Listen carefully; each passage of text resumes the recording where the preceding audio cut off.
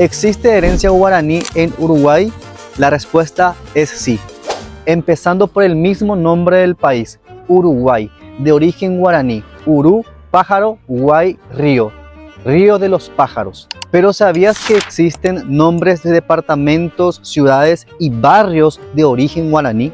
En este video te voy a mencionar 5 regiones de Uruguay con nombre 100% en guaraní.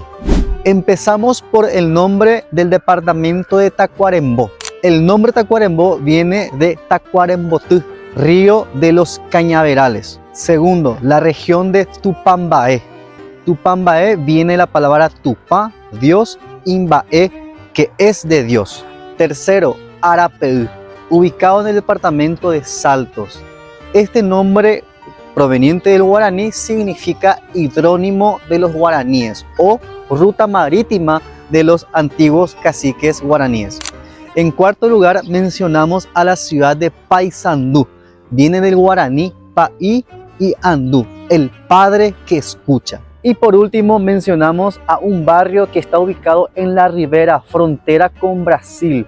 El barrio se llama Manduví.